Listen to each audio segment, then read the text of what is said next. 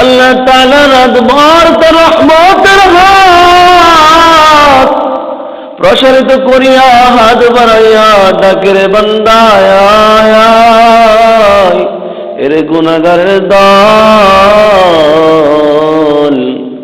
কে কত অপরাধ করেছিস। ইয়াবসুতু ইয়াদাহু বিল-লাইল ইয়াতুবু মুসিউন নাহার। আমার আল্লাহ তাআলা বলেন, রে দুনিয়ার মানুষ, তোমরা কে কত অপরাধ করেছো, কে অন্যায় করে ফেলেছো, কে কত গুনাহ করেছো। আমি মালিকের কাছে ক্ষমা চাই, আমি মালিক তোকে মাফ করিয়া দিব। আরে বান্দা, তুই যদি জমিন ভরা গুনাহ লইয়া, তুই যদি পাহাড় পরিমাণ গুনাহ লইয়া আমি মালিকের দরবারে আল্লাহ বলিয়া ডাক দাও,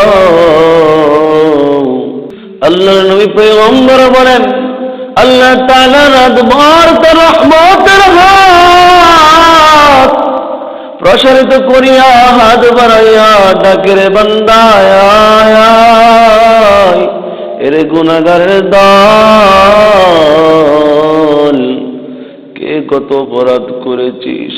ইয়াবসুতু ইয়াদাহু বিল-লাইল ইয়াতুবু মুসিউন নাহার। আমার আল্লাহ তাআলা রাতভর তার রহমতের হাত প্রসারিত করিয়া ডাকেন, রে গুনাহগারের দল, তোরা আমার কাছে ক্ষমা চা, যেন দিনের গুনাহগাররা তওবা করিয়া লয়। এই জন্য আল্লাহ তাআলা রাতভর তার রহমতের হাত প্রসারিত করিয়া ডাকে। আমার এমনই ভাবে দিনের বেলা আমার আল্লাহ তাআলা তার রহমতের হাত বাড়াইয়া ডাকেন, রে গুনাহগারের দল, রাতের অন্ধকারে কে কত গুনাহ করেছো, দুনিয়ার কেউ দেখে না, কিন্তু আমি মালিক দেখেছি রে বান্দা। তুমি গোপনে গুনাহ করেছো, কেউ জানতে পারে নাই, কিন্তু আমি মালিক ঘুমাই না, আমি মালিক ঘুমাই না রে বান্দা। তোর লাগি আমার বড় মায়া, তোদের জন্য আমার বড় দয়া। আমি মালিক তো তোদেরকে বড় মায়া করে বানাইছি, আমি মালিক তো তোদেরকে বানাইলাম আমি মালিকের গোলামি করার জন্য, আমি মালিকের দাসত্ব করার জন্য। আমি মালিক তো তোদেরকে এমনি এমনি বানাই নাই, অনর্থক সৃষ্টি করি নাই।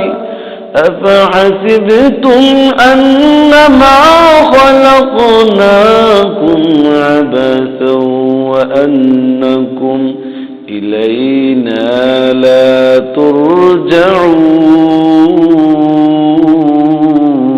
ترجعون।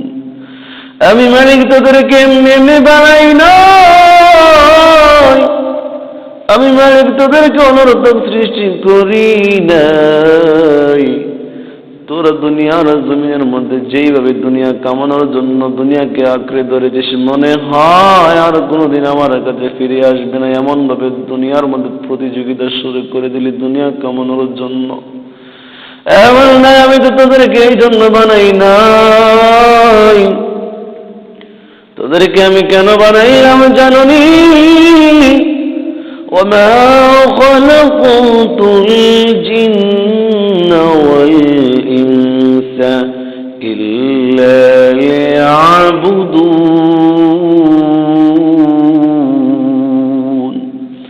আমি মালিক তোদেরকে বানাইলাম একমাত্র শুধুমাত্র আমি মালিকের গোলামি করার জন্য, আমি মালিকের দাসত্ব করার জন্য। এ মালিক, তোমাকে আমাকে বানাই নাই মাটির মূর্তিকে সেজদা করার জন্য, আগুনকে পূজা করার জন্য, সূর্যকে পূজা করার জন্য, পাথরের কাছে মাথা নত করার জন্য। মালিক তো তোমাকে আমাকে বানাইল একমাত্র শুধুমাত্র তার গোলামি করার জন্য, তার দাসত্ব করার জন্য। এই কপালটাকে একমাত্র শুধুমাত্র আল্লাহ তাআলার ক্ষুদ্র দীপায় নত করার জন্য। এরে দুনিয়ার মানুষ, আজকে দুনিয়ার মধ্যে আসিয়া দুনিয়ার মায়ায় পড়িয়া শয়তানের ধোঁকায় পড়িয়া মালিককে ভুলে গেল। আমার আল্লাহ তাআলা মায়ার সুরে ডাক দিয়া বলেন, ইয়া আইয়ুহাল ইনসানু মা গাররাকা বিরাব্বিকাল কারীম।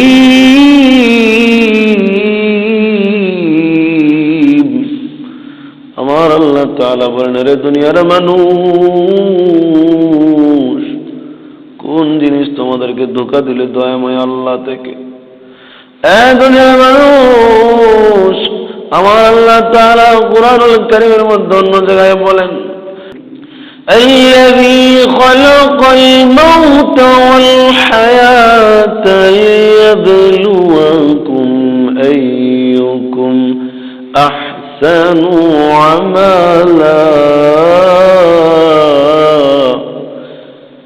আমি তোমাদেরকে মৃত্যু দিলাম, জন্ম দিলাম, এটা দেখে নেওয়ার জন্য, পরীক্ষা করার জন্য কোন বান্দাটা আমি মালিকের গোলামি করে কে বেশি নেক আমল করে,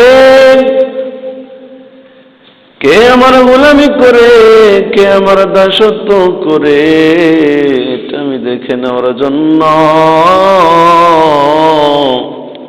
পরীক্ষা করার জন্য কে বেশি নেক আমল করে, কে আমি মালিকের গোলামি করে। আমি মালিকের গোলামি যদি না করি, আমি মালিকের দাসত্ব না করিয়া যদি দুনিয়ার জমিন থেকে বিদায় নাও, জানিয়া লও রে দুনিয়ার মানুষ, পয়গম্বর বলেন, কবরের মধ্যে যখন অপরাধীকে রাখা হবে, কবরের দুই পাশের মাটি এমন জোরে চাপ মারবে, ডান পাজরের হাড্ডিগুলো বাম পাজরে ঢুকে যাবে, বাম পাজরের হাড্ডিগুলো ডান পাজরে ঢুকে যাবে, সহ্য করা যাবে না কবরের আযাব। আর তো রয়েছে জাহান্নামের ভয়ানক আযাব। এরে দুনিয়ার মানুষ, আমার আল্লাহ তাআলা ডাক দিয়ে বলেন, ইয়া আইয়ুহাল্লাযীনা আমানু أنفسكم وأهليكم نارا। আমার আল্লাহ তাআলা বলেন, রে দুনিয়ার মানুষ, তোমরা যারা ঈমান এনেছো, বুঝিয়া লও, জানিয়া লও, শুনিয়া লও, তোমরা জাহান্নামের কঠিন আযাব থেকে নিজে বাঁচো এবং পরিবার আহলদেরকে জাহান্নামের আগুন থেকে বাঁচাও। এ কেমন জাহান্নাম জাননি? জাহান্নামের মধ্যে কোন সুস্বাদু খাবার খাওয়ানো হবে না, উত্তপ্ত পানি খাওয়ানো হবে, জাহান্নামের মধ্যে পুঁজ খাওয়ানো হবে, জাক্কুম ফল খাওয়ানো হবে, যেইগুলা জাহান্নামী খাইতে চাবে না জোর করে খাওয়ানো হবে উত্তপ্ত পানি। এর দুনিয়ার মানুষ, এই জন্য আমার মালিকের কাছে ক্ষমা চাও, মালিকের কাছে বলো, আল্লাহুম্মা আজরিনি মিনান নার। মালিকের কাছে কোনো সময় আছে তওবা কর, মালিকের কাছে ক্ষমা চাও। আমার মালিক তোমার तमाम জিন্দেগীর গুনাহগুলো মাফ করিয়া দিবেন। আমার আল্লাহ তাআলা বলেন, আমি অতি দয়ালু, অতি ক্ষমাশীল ওই বান্দার প্রতি যে তওবা করে, যে ক্ষমা চায়।